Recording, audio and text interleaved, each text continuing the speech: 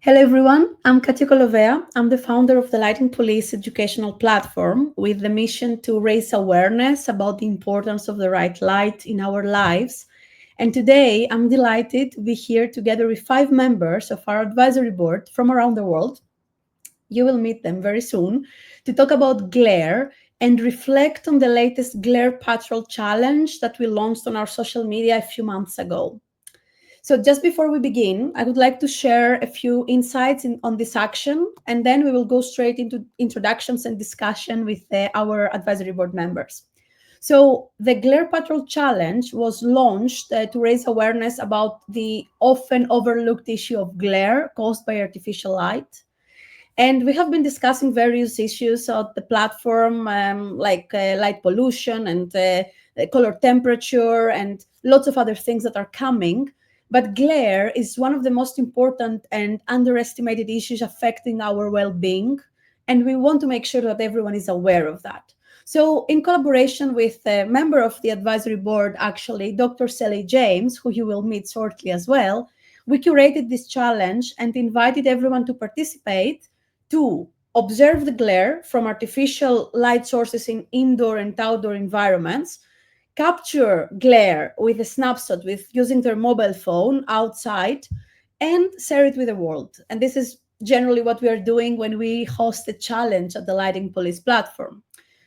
And then we ask Dr. Shelley James and 4 more members from our advisory board to go through the submissions and select one case study each to describe further and share some insights. And here you will see also, this is already on our social media, you will see the 5 selected cases that the advisory board members have chosen and will be providing insights and solution in a way of starting a conversation about how easy it is to tackle glare on many of those occasions. Okay, so the last thing that I would like to say before we move to our discussion is that the selected case studies, they will have this opportunity to receive a hard copy of this great book written by Dr. Shelley James. And those people are also going to be invited to contribute further to our upcoming actions for 2025, analyzing maybe a section or chapter of the book and so on. So you will see all of those things on our social media very soon. And without further ado, I would like to start by introducing the members and bringing them on stage. So I'm going to do that just now. So hello. Just trying to bring all of you here. Super happy to see you guys. Hi, welcome. And I think the first thing that we're going to do is to introduce each other. I'm not going to introduce myself. I did it already, but I will start with Lara. And Lara, please unmute yourself and tell us where you are, where you are, your company, what you're doing, maybe the main focus of your business, something that our community needs to know about you. Thank you. Well, first of all, Katia, thank you so much for having me here and also for organizing this kind of events, which are super useful. So I'm Lara. I'm a lighting designer. I'm based in Madrid, in Spain. My company is called Elbaz Gildemontes. I have an associate, Maria Gildemontes. And together we do lighting design for any kind of project, small, big, in Spain and abroad. And we are also very involved in educational matters. We both teach, which is a big part of our business. And we are also involved with the Spanish Lighting Designers Association, APDI, which is for us very important.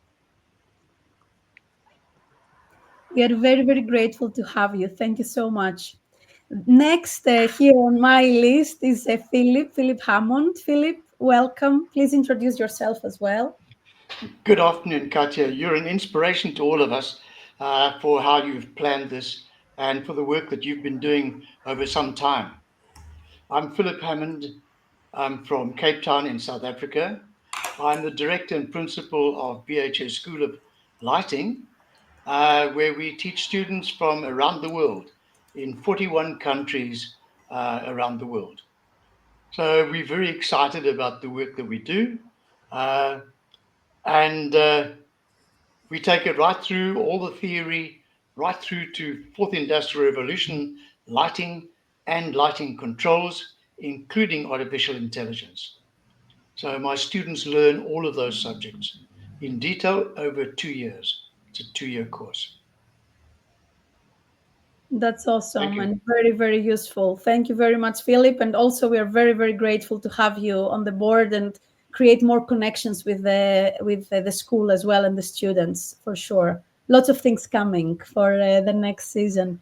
So, Shelley James, please introduce yourself and say hello to everyone. Hi, I'm Dr. Shelley James. I am a lighting design consultant and with a particular focus on health and well-being. And I work a lot with scientists. I work a lot with research institutions, as well as with particular end users. I'm also on the WELL advisory. I'm a WELL faculty member and WELL AP. And I'm also a TEDx speaker and an author. It's an absolute privilege to be here. And so much to learn from all of you. And as you're all saying, thank you, Katia, for this opportunity, because it's a really rare platform for us all to get together and share what we know. So thank you so much for the opportunity. Thank you very much for being here, and also thank you for contributing to this challenge as well with your insights and your knowledge, because it's very important to dive more into all of those different topics and make sure that the general public, which I oftenly call the people who are not part of the lighting industry as professionals, they need to know. And so thank you for all of your insights, everybody. Next, we have Ximena Muñoz from Chile. Well, I shouldn't say where you are. You need to tell us where you are logging in. So please introduce yourself. Thank you, Katia. Thank you. It's an honor for me to be in this platform with all other professionals. I'm Ximena Muñoz from Chile. I'm a lighting designer. I own a studio called Luxia Lighting. I also am the executive director of an NGO called Siluz. It's a light research center in Chile.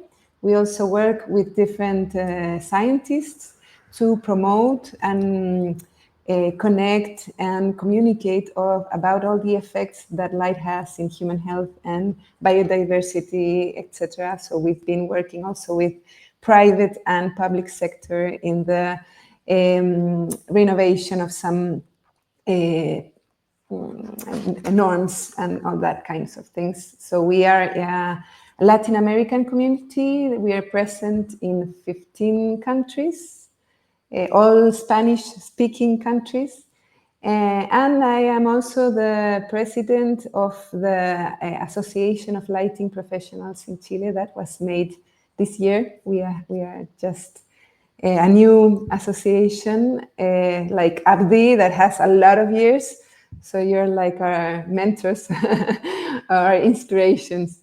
So I'm very happy to be here. And I also teach in the Catholic University. It's the only one that has a lighting laboratory and has now a new born master in lighting. This is awesome. Congratulations also for the new association. And I'm sure that we are all very happy to support and contribute whatever you need. And that's the reason why, like all of those different platforms and projects, the vision, at least from my side, is to connect with everybody. We have done some collaborations with Siluz as well. This is how we initially met together.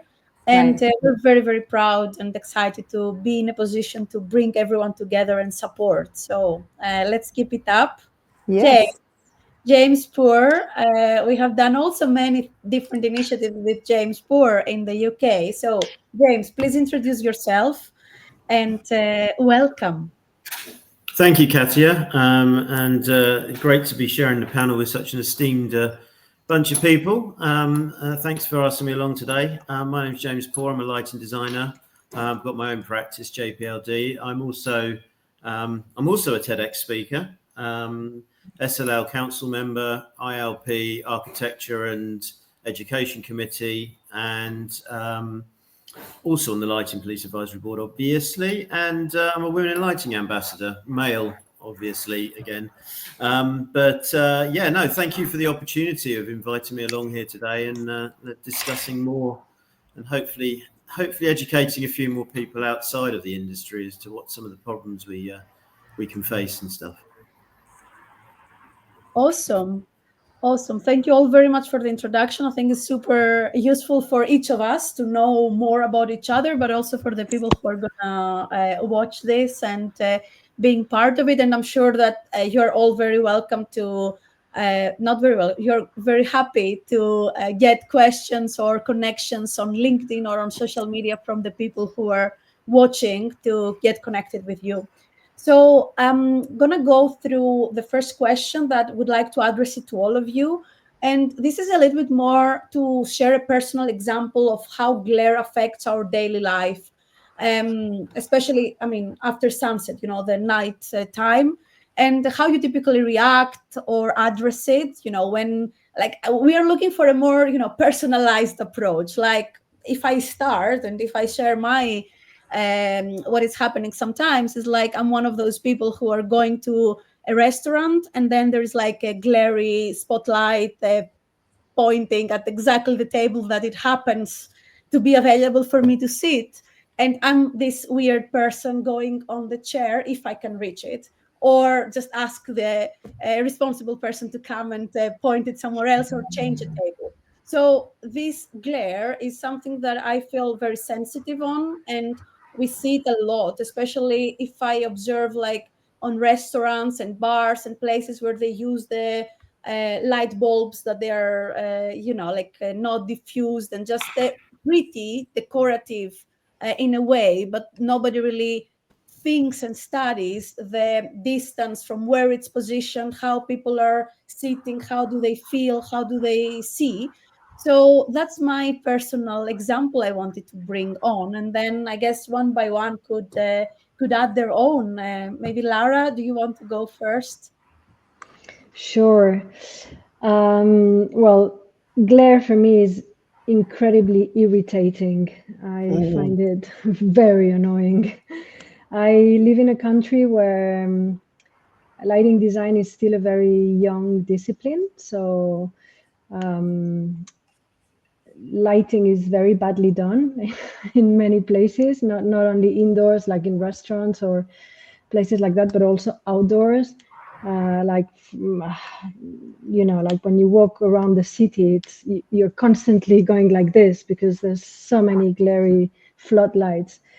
And I find it incredibly annoying. And I don't know what it's like in your cities, but right now, for instance, with Christmas lighting, in my city, it's gone crazy. I mean, there's lights everywhere, colors everywhere. It's like it's incredible. So yeah, it's an overload of light everywhere. Also, I find it and I think this is because of the sensitivity in my eye, I find it very difficult to drive at night, for instance. Cars, I find it very very uncomfortable to drive at night. So this is something that I try to avoid. So yeah, glare is irritating for me. And everywhere. Philip, what about you? Well, it's quite amazing. I mean, the last 3-4 years, I have done more consulting work because of glare and obtrusive light and light pollution than I've done in. I've been in lighting business for 53 years. I'm almost 77 years old or young, and it's just surged. And the lighting is very poorly done. In fact, in Cape Town, our street lights, because they were once 400 watt high pressure sodium lamps, they eventually changed them as part of an energy saving drive to 250 watt high pressure sodium. But in the process, they've now changed to LED. But the one thing they never did, they never changed the pole spacing to optimize what LED can actually deliver. So consequently, because of the pole spacing being quite great, the wattage is also through the roof, the wattage of the LED lamp. So there's a high level of glare, really unpleasant, and especially in our rainy season, we are winter rainfall. So when it rains and you've got the rain on the road surface, the glare is accentuated because you get the glare reflecting off the road surface. So yes, and many other installations, because of the excuse of security lighting. I did one particular consultation where security lights at a pump station, a water pump station, were in fact they lit up the entire inside of a house located about 700 meters from the pump station. That's how bad it was. And that was in October last year. And they are only now starting to address it, the local authority. Because of bureaucracy, it takes so long to implement the desired change. So yes, we have it as well. And of course, Christmas lights. We like any other place in the world. It's totally over the top. And Lara spoke about Madrid, but everywhere in Spain, if you look at the Christmas lights are everywhere. And Vigo, the mayor, he goes wild. All right. It's interesting you mentioned, thank you, Philip, first of all. And it's interesting you mentioned Christmas lights, like with many different things that we have done on the Lighting Police on social media. The feedback that we have received is you can talk about bad lighting and light pollution and everything on many occasions, but don't touch the Christmas lights. The Christmas lights is the time for everyone to go crazy. Although because we have done some sort of campaigns also within the platform, and it's all about respecting the people around you and respecting your neighbors, and it's a different story to just overload your balcony with Christmas lights. But it's a different story, like in my case that I have in front of me, to have like lights that they're flashing like you are in a disco. And occasionally it really, or not occasionally, like coincidentally, it annoys the neighbors because it's really annoying. But yeah, the Christmas lights on the Lighting Police platform is a funny story because people are criticizing like big time. So good that you mentioned, because it's very important. But at the same time, like let's focus on glare in the day-to-day outside of Christmas part. Dr. Shelley, please, could you also share your example here, something from your personal life and perspective? Yeah, sure. So just on the Christmas lights, and actually on glare in general, what I use the analogy of sound, that if you wouldn't expect somebody next door, they might have a party from time to time, fine, but there is a time for them to turn the music down, and you find ways of being respectful in your use of those things. So things like shielding. Now with acoustics, we can do all kinds of things, and we can do the same with lights. And I find that's a really good analogy, because in the same way that we could have booming music for a while, but we'd expect to turn it down. We'd also expect to have some control over the remote control if you're in a space where there is music which has a tone or a pitch which is problematic to you. So that's sometimes an analogy that's kind of useful. In terms of my own experience, there are a couple of things really. One of them is I'm a keen cyclist, and we can talk about lights, car lights, because of the way that those are designed, and obviously street lights. But even one of the things I'm noticing now is that lots of walkers with dog walkers have really torches, and I think that they're kind of shining them around, really completely unaware of how disconcerting and destabilizing that really sudden brightness can be. So I think people who like having low volume in their sound, having low volume in their light, and people being more aware of the impact of kind of casual lights that they might hold is something. I think the other thing that I'm noticing in schools particularly is with kids with special educational needs who are working often on screens, that the way the light, or I'm currently working on a school with kids who spend on their backs because of their physical disabilities or their learning difficulties, and the current configurations for, and if you invite a lighting designer or an installer to kind of go, do you want to have a look and see what that would feel like if you were in a wheelchair or if you were on your back, particularly if you have problems with your vision anyway. Be interesting when you invite somebody to put themselves literally in somebody else's shoes. So in education, we see a lot of glare from badly positioned ceiling lights because they deliver a standard light level, but also from of the interaction with screens. So glare is any problem when it hits your eye or it hits the screen, and that. So I think thinking about the overall environment is something that certainly when I go into schools, when I'm trying to learn in an environment where the lighting isn't designed to be comfortable, then I think that's something that I really struggle with. I guess one other sort of personal story is I had a head injury, so I had to retrain my brain, which is how I got into this anyway. And glare was that I was acutely aware of that myself. So particularly around screens and reflective surfaces, we need to think about glare as an overall environment, not just the light source itself. That's me done. Thank you. Thank you very much for bringing those points. And I think we could talk for hours, like if we start analyze like each of the things that you guys bring in. But actually, this brings a lot of ideas for us to develop further and maybe focus on a case study on one of those schools that you're talking about that you have supported and changed.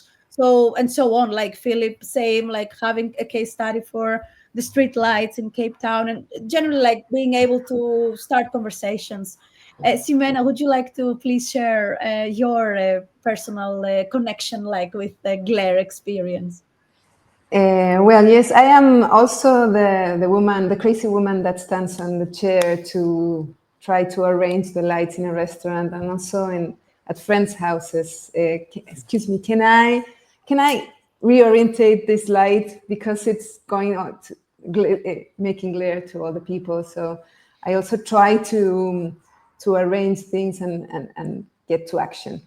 As Silus, we also developed a platform that it's for making reports on lighting pollution. And we categorize all the reports with, like, for example, code lighting or light going upwards, glare or over lighting. And the reports in glare are more than 40%. So that's a very, there are 5 categories and glare gets the 40%. So it's a lot of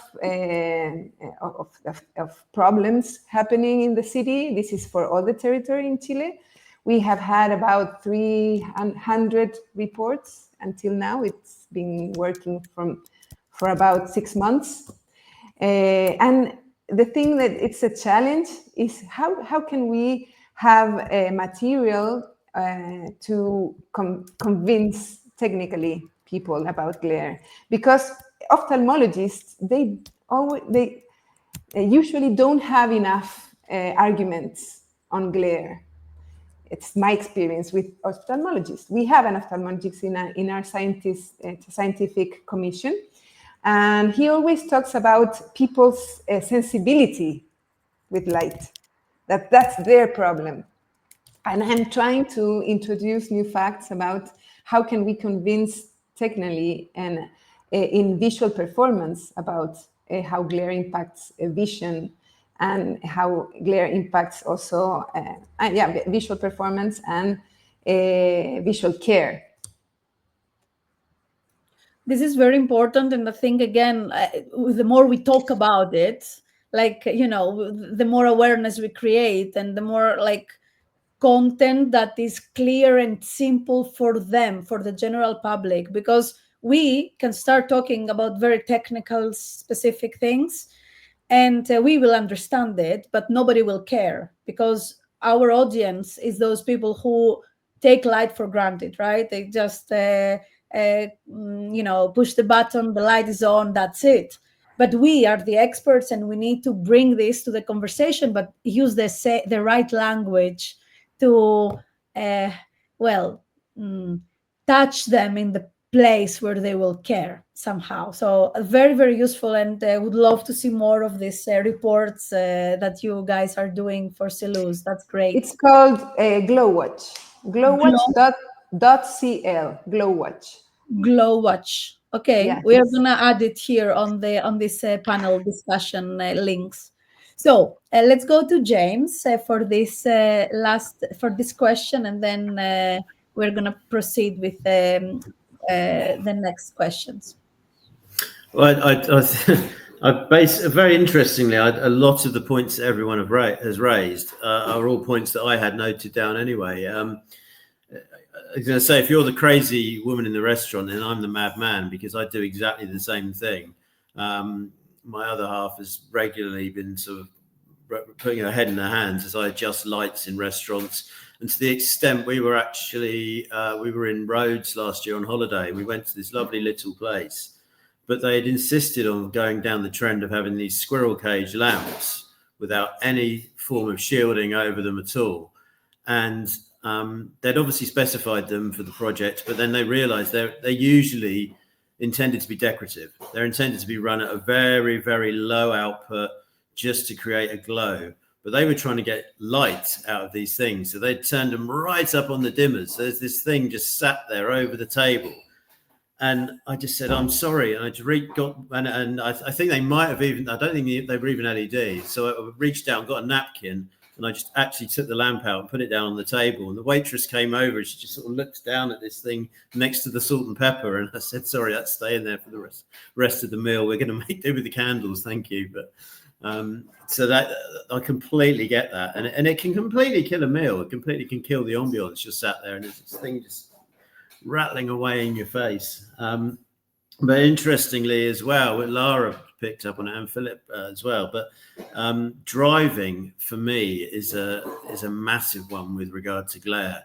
And it used to be quite bad when, I mean, I'm showing my age a bit now, but when xenon lights first were introduced to cars, it was amazing. Oh wow, the xenon technology. We've gone from tungsten lamps to these xenon light sources that are really powerful. And this is an interesting one because it's a positive from LEDs, but it's also a negative, and I'll tell you why in a minute. But the negative aspect of the xenon ones, when cars have been in an accident, or even if they'd just been relamped by the owner would just put the light in, and then they wouldn't think any more about it. And you'd be driving along the road, and a car would come towards you, and the lights, when they're supposed to be on their low setting, pointing down, they'd actually be up in the air like this, and you'd be driving along. Now, the problem, you don't get that so much with LEDs because it's a solid state and just plugs straight in. There's no option to get the light source in the wrong direction. The problem I'm finding, and I don't know about the rest of the panel, but the modern LED sources in cars are so bright and so intense in contrast to everything else that's going on the road, that you just get this the amount of people that must really annoy you, because I flash with my lights, turn your lights down, but they're not. They're actually just on dip setting. And when they go up on full beam, they're even worse.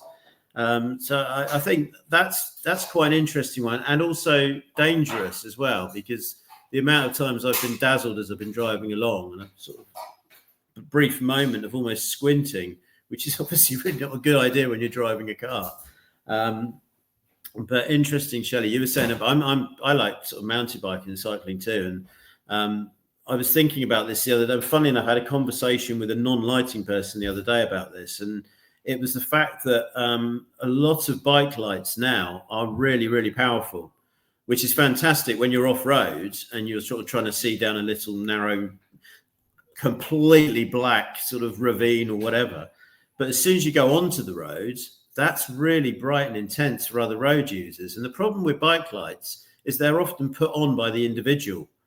So they'll have them set up like that. So they're blasting light out in all direction with no thought about actually dipping them down. I mean, I've just spent a load of money on this light for my bike. Why would I point it down at the ground? I want to see everything that's going on around me.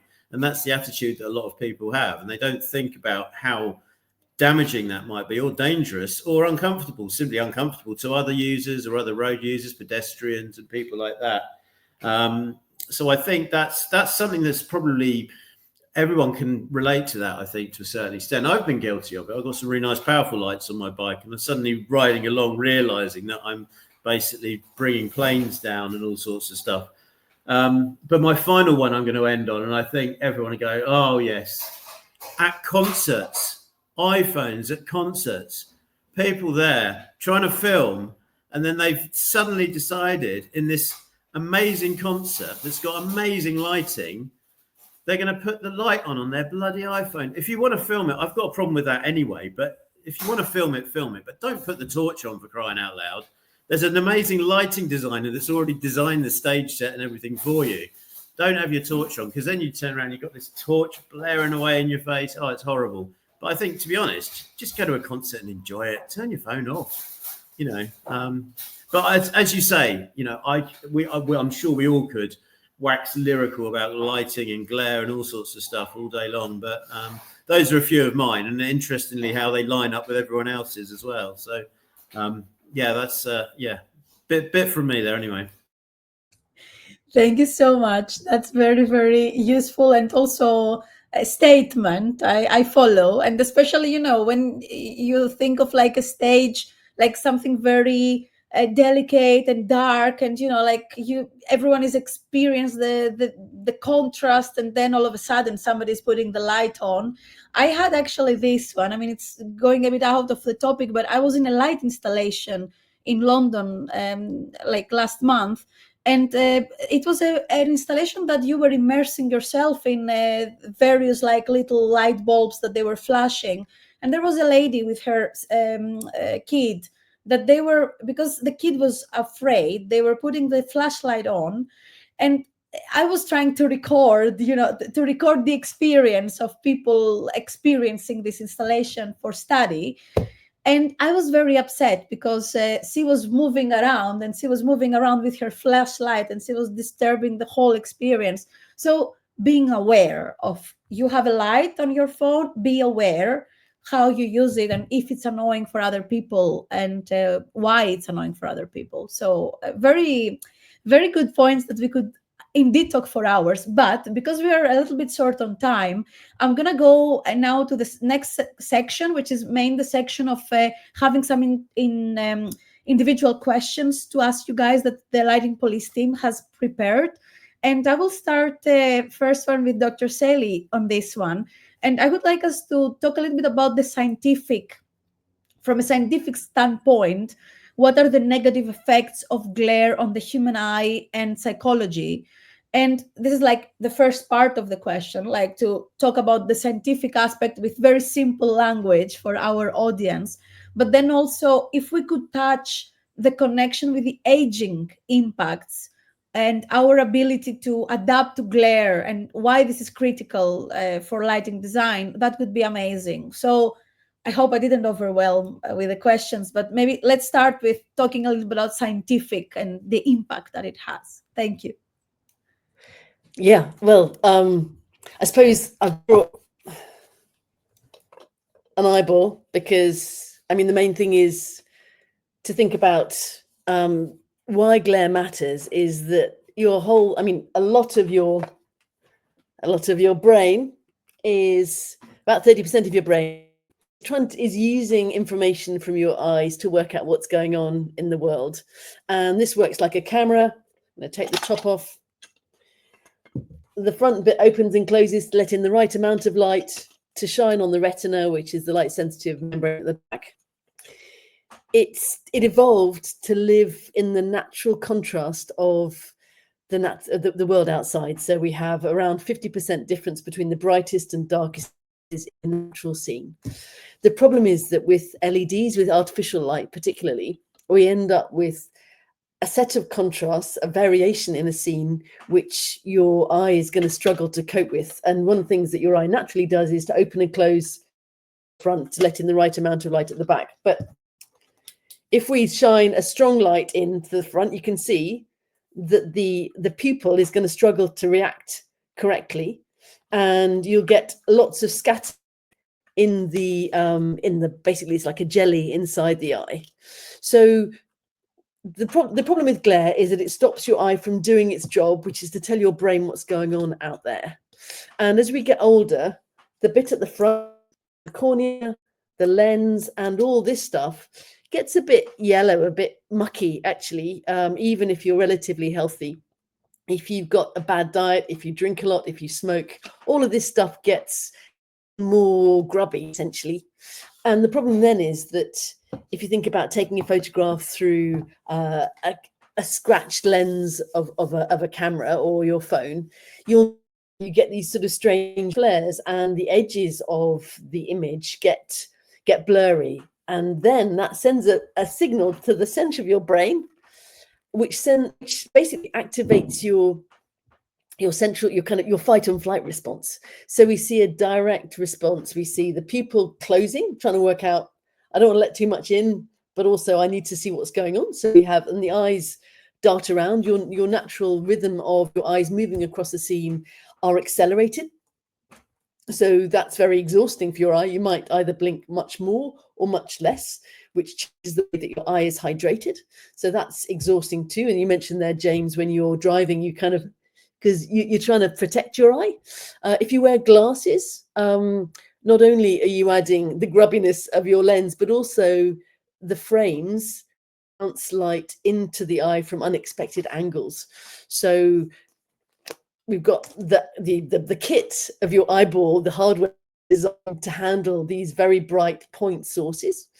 Then when it sends a signal to your adrenal system, which right to the center of your brain, which then we see heart rate, sweat response, we see your skin essentially sweating. We see all kinds of physiological changes, which are signals of arousal or stress. So that's one thing that's an issue. The other is that your brain is trying to work out your relationship with other people using light. So light normally comes from above and is distributed in a way, and you want to make sure that, depending on how anxious you are, you want to make sure that you can see the route out. And naturally, the route out is towards the sun. It's sort of up and over there. But of course, if you've got a strong light and you can't see what's going on, you can't see what's happening in somebody's face, you end up with uncertainty and anxiety. And depending on your natural tendency for anxiety or kind of feeling under pressure, that glare is going to exacerbate that sense of being trapped in a situation, which is either, well, we kind of interpret that as almost like a sort of an existential threat. So there's the three ways, really. The first is just it changes, your eye can't cope with that bright point source. Blue is particularly triggering to your eye. So we've just, some recent research suggests that light sources which tend to have with more blue in them tend to be more aggressive, we see them as more glary, as more stressful. And then we've got the hardware which is going, and the software which is going, there's something wrong, I can't see what's happening, I can't react appropriately. And third, I probably can't escape, somebody's blocking my route of escape. So the science is really clear that when we are under pressure and we can't use our eyes to orient ourselves and to react appropriately, it activates a pretty immediate and pretty physiological response. So does that answer your question? Absolutely. And I'm also surprised for myself of the explanation, like in a way that, like, thank you for using the right language to explain it. I think it's going to be very, very eye-opening indeed for everyone. So thank you so much. That was very, very, very useful. And the next question is gonna be for James. Actually, we kind of touch about some different applications before when we talked about some personal examples. And as a lighting designer yourself, James, and being involved on many projects like in indoor and outdoors, but I would like us to focus a little bit more on retail and hospitality. And if you could, from your experience and knowledge and expertise, what strategies we could use to help reduce glare in these environments? I mean, obviously, the first thing is hire a lighting designer, but the goal of this discussion today is more also to be able to give some very easy tips to people to reduce glare, like follow some strategies, follow some guidance. So please share your thoughts on that. Thank you. Yeah, thanks, Katia.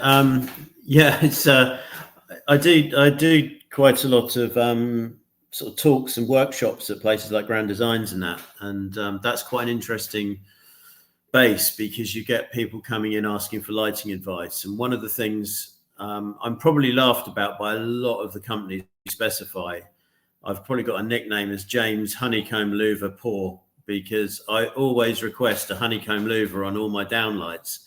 But it's one of those things, when you explain it to a layman or someone that doesn't understand lighting, their first reaction is, oh, that sounds really complicated. When you actually show them a honeycomb louver and explain what it does, you can see the pardon the pun, the light bulb moment in their face. Like, oh, wow, okay. And then I say to them, go outside. When you leave here now, and quite often something like Grand Designs or Future Build or somewhere like that, you're at the Excel or somewhere like that. So when you leave here, go out to Costa Coffee and have a look at their spotlights. And all their spotlights have got honeycomb louvers in. And it's such a simple little trick, but it's so effective. It's so effective because it cuts down that lateral glare. It stops you getting that horrible glancing effect as when you walk in, especially when you've got sort of downlights in the ceiling. And I mean, another trick with downlights, obviously, is to then actually take the light source deep back into the downlight, as far back as possible. So you're just driving the light down through the louver. And then before you know it, you've eradicated all that lateral glare, which is that uncomfortable, and it's causing discomfort. And it's very distracting as well, which is, as we alluded to earlier on, in a restaurant is very off-putting, but in a retail environment, it can actually make the space undesirable to be in. So therefore, you don't dwell there, you leave. So I always say to retail clients, don't underestimate your lighting, because it's the most, I mean, obviously we all know it's the most important thing in any interior or architectural scheme or exterior. But I say to the retail clients, don't underestimate it, because if you get that wrong, people won't stay in your shop, and it will push them away. They'll leave. But the same way a restaurant, you know, we were all having this conversation earlier about going out for dinner, and, you know, the crazy lamp lady, and you're adjusting your lights, and me going and moving stuff and actually taking lamps out. But that's because we went out for a meal. We went out to have an enjoyable experience. And we knew we weren't having an enjoyable experience, but because we understand lighting, we knew what that problem was. So we were able to do something about it then. Whether the restaurant owner likes us doing it or not is another question, but that might indicate to them that they need to think a bit more about this sort of thing. But it is so simple. Directing lights, instead of having them down into a space, bouncing the light off of a surface. You know, it doesn't need to be that complicated. But simple tricks like honeycomb louvers, deep set downlights, and less is more sometimes. You know, sometimes I think retail's getting better. Retail's getting better. And it went through a whole phase of everything was ridiculously high lux levels. And you go in, and especially in a mall situation, shops would be fighting for lux levels because they'd be trying to outlight each other. and it became almost irresponsible of the amount of light that was being used, because there was this one-upmanship going on. And I think that's getting better. And I think, thankfully, most retailers now know the value of bringing a lighting designer on board who will educate them as to, how to do it properly. But, it's, if you think about a retail environment or a hospitality one, it's a no-brainer, really. If you make the space comfortable and enjoyable, people are going to stay and they're going to spend money. So glare is very underestimated, but very, very important. Thank you so much, James. Very practical as well. Very, very important advice. Thank you. And with that, we go to Philip and talk a little bit more about the educational aspect and the perspective. And so, Philip, from your work at the BHA School of Lighting, how do you educate young professionals on the importance of understanding and mitigating glare? Like, what are the key principles you emphasize? If you could very briefly give us a little bit of insight, and not only to us, but to the people who are watching. Thank you. Yeah, I think one of the important things is to realize that they're doing a 2-year course. So they have to learn the theory before they can get to lighting design and deal with all the uglies like glare and obtrusive light and light pollution, or over illumination for that matter. So in learning that, they learn at different phases. So the whole course, when I developed it, it's on the building block principle. So what they learn in the first building block, they take with them right the way through to the very last one. They never ever discard anything. It just builds on each other. So in module 6, they get to the stage where we talk about the different aspects of light, and particularly glare. And they learn everything about reflective glare, disability glare, discomfort glare. They go on to learn in a further module, in module 8, everything. Well, module 7, they learn about photometry. So they learn how to actually read the different tables in your photometric data. So they're able to choose a luminaire with the minimum of glare before they even start, and having to undo it because they've chosen the wrong luminaire. And in module 8, they learn about a photometric laboratory, what equipment and laboratory equipment is used to measure this. So that gives us the data in the first place. And as they go through the design process, through the first year up to module 18, they have learned to apply all the things they've learned in the earlier modules as they're doing lighting design. And of course, in the first year, they do everything using manual calculations. So that's a very important thing for them. So they've always got a fallback point. If all else fails and the power utility can't generate enough power, and your laptop battery has now run its course and it doesn't work anymore, you can still fall back to manual calculations. In second year, they learn all the more technical stuff, where they learn to develop systems. If we're using power over Ethernet, how to develop the architecture, the systems architecture, and right the way through to Bluetooth mesh and so on, Kasambi or whatever, KNX. So whatever they're using, it builds the whole way through until finally they get to using software. Relux or Dialux? We favor Relux. We find it better at the end, and the results are much better than Dialux.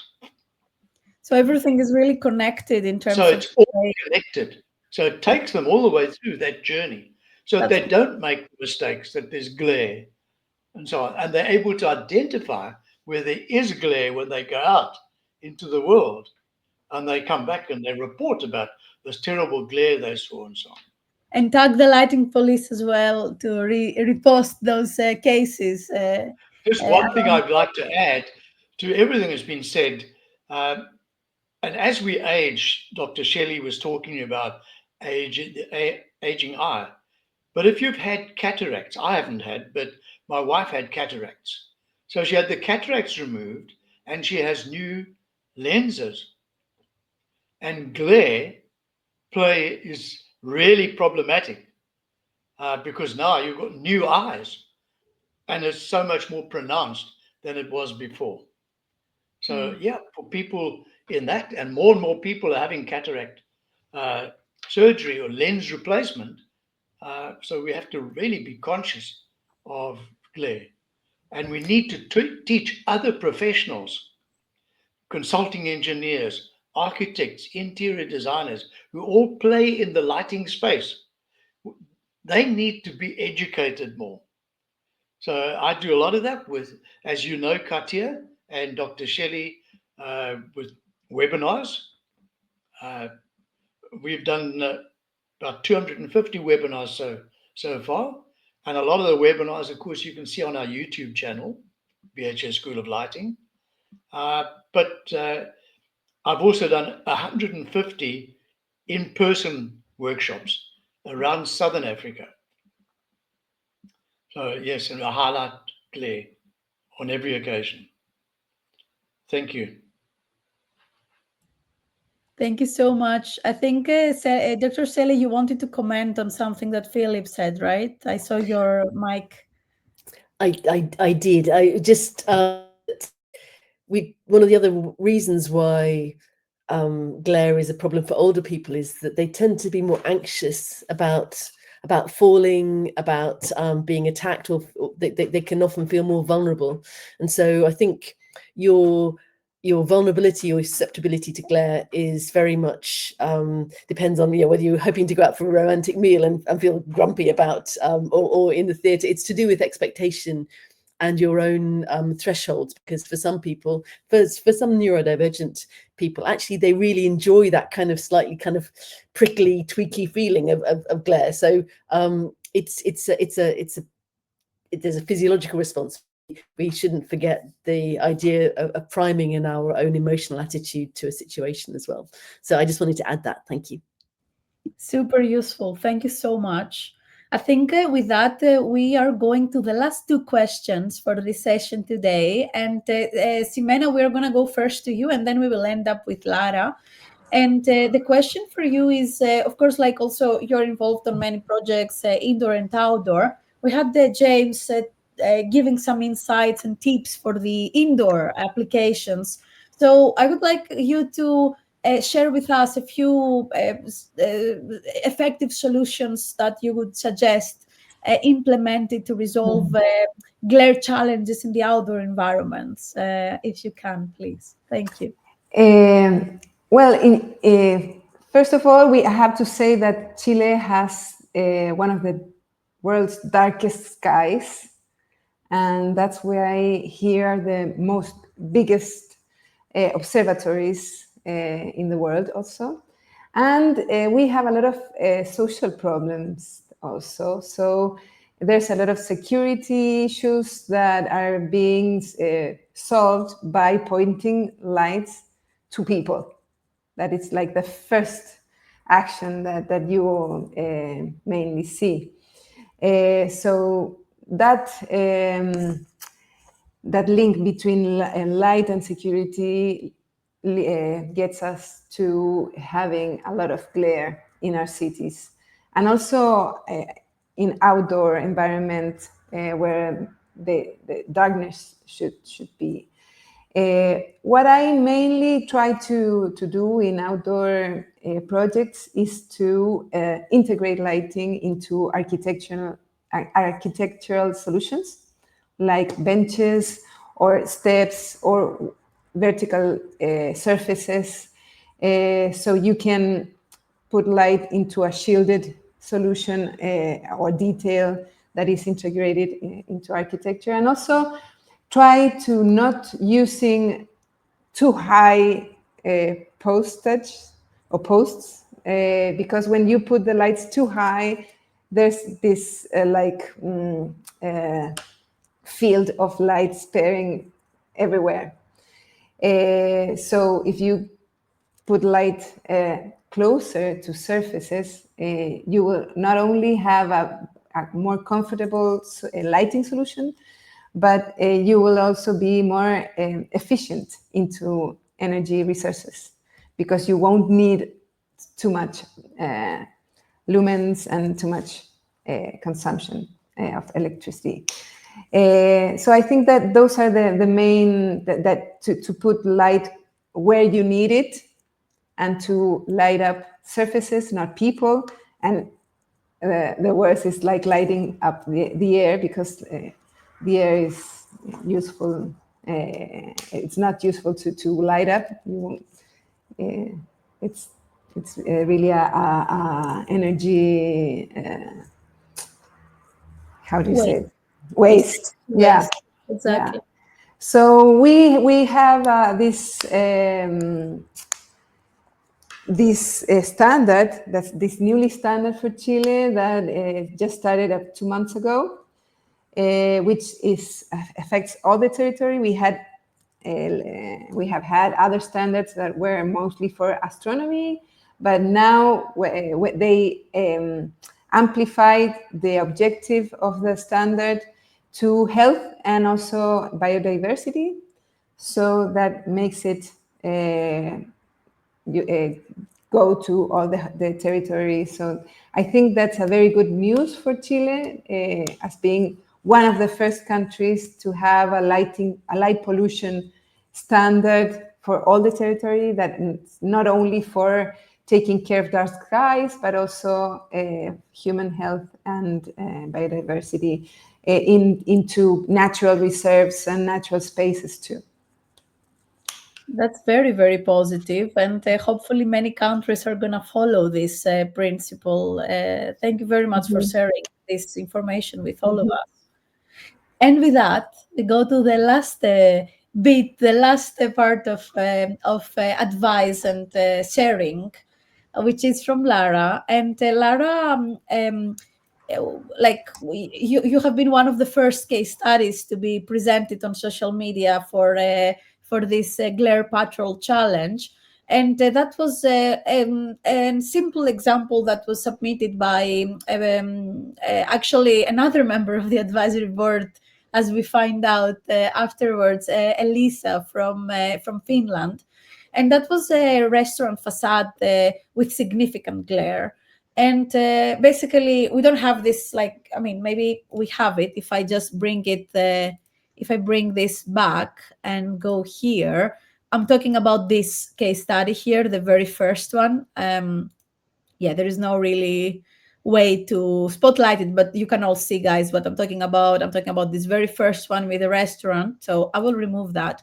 And I'm going to go back to you, Lara, and say, you said the solution is as simple as removing the floodlight. And yes, definitely. So I would like you to collaborate a little bit more on that, but mainly focus on how design perception, the contrast, the intensity, the layer of lighting generally, indoor, outdoor, really play a role in solving glare issues and the perception of safety, which is very important and very, most of the times people think more light means more security, but that's not the case.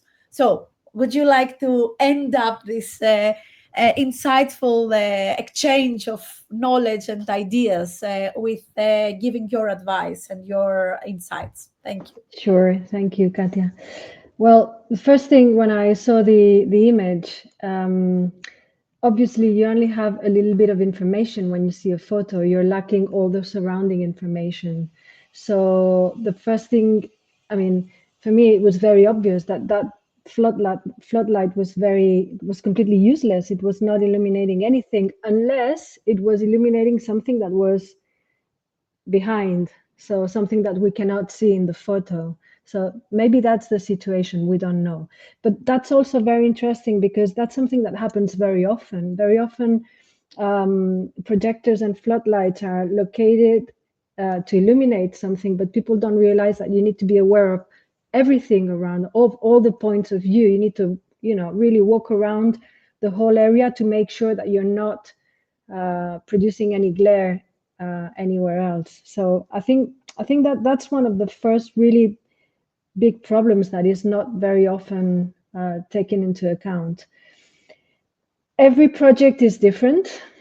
We all know that. So that's the beauty of our work.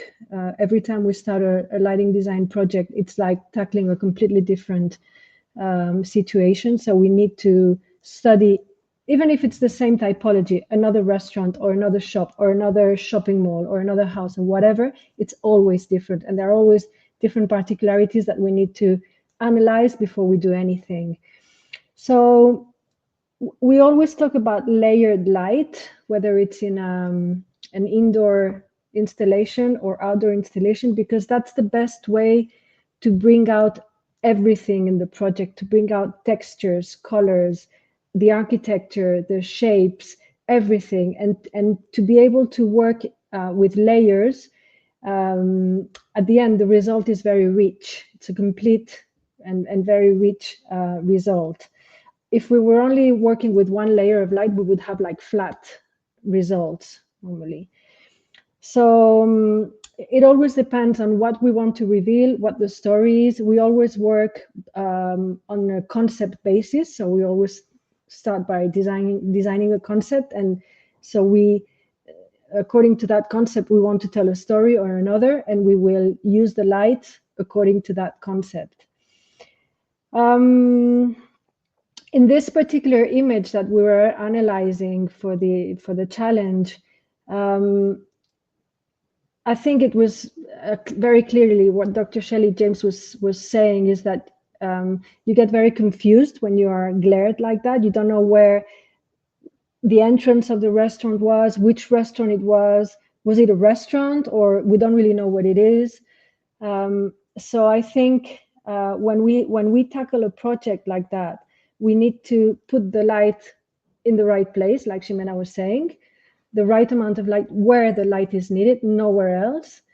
And that's the only way we will be able to tell the story. And in this particular case, we don't know what the building is. We don't know if it's an office building or houses. We don't know what it is. It's quite bland anyway. So if it was up to me, I would not put any light or enhance that building. So I would really focus on the bottom part of the image where all the restaurants and bars are. But we always have to follow, or we always have to find like a certain hierarchy. And that's what is going to clarify the complete image in order to make sure that the people can find their way and can just, walk around in a safe way. And the problem with the security and the amount of light, it happens so often when you work with municipalities. They always ask for more light, more light, more light. And it's a very big challenge to make them understand that it's not a matter of more light, it's a matter of good light and the light in the right place, right? And as a matter of fact, we always try to work with less light because there's so much light everywhere. And especially in my country where we have so much light during daylight, there's this tendency at night to have over-illuminated cities with a lot of light that is completely useless. And people don't understand that if we actually reduce the amount of light in street lighting, we will be able to reduce the light on facade lighting also. So I think that's our job also, to educate our clients, to educate municipalities, and to explain why it's not a matter of more light, which can actually be the opposite. It can be dangerous because if it's glary, you won't be able to see who or what's coming at you. So it's a matter of using the light in a proper way. That's really, really insightful. I think there are lots of points from all the things that you guys mentioned. And I feel I got a lot of insights and information and reminders. And I think that you all got something interesting from this discussion. And hopefully also our audience will feel easy to follow and feel more knowledgeable on what is glare and how you can tackle it. And I would like to say a massive thank you on behalf of the Lighting Police team for your involvement on the project, first of all, and of course for being here today and dedicate your valuable time to inspire everyone, educate, and raise awareness. So thank you very much for your insights. And there is lots of things going on and coming for the Lighting Police, coming into a next chapter, and everyone is welcome to join. You will find out what I'm talking about very soon. But yes, just wanted to say a big thank you. And of course, everyone who is watching right now, please, I will be adding here the details, the LinkedIn names, most probably, of all our advisory board members who participates on this. And you're very welcome to reach out to them and connect and to continue the conversations if you want to. Yeah, so that's all from my side. I don't know if anyone would like to say something, but we are nearly there in the end of it. So thank you. Thank you, Katia. Yes, thank you very much. Thank indeed. you. Thank you very much, Katia. Thanks, Katia. But Lovely nice to to meet meet all you. of you. Thank you. And happy holidays to everyone. Yes. Yes. Happy holidays. That this meeting is recorded today, 20th of December. It's going to be soon available on YouTube, and I'm sure that people will be watching in the new year. So wishing the best for 2025 for everybody. Yeah. To all of you. To you too. Thank you so much. Thank you very Bye. much. Thank you very, Take very care. much. Bye. Bye. Take care.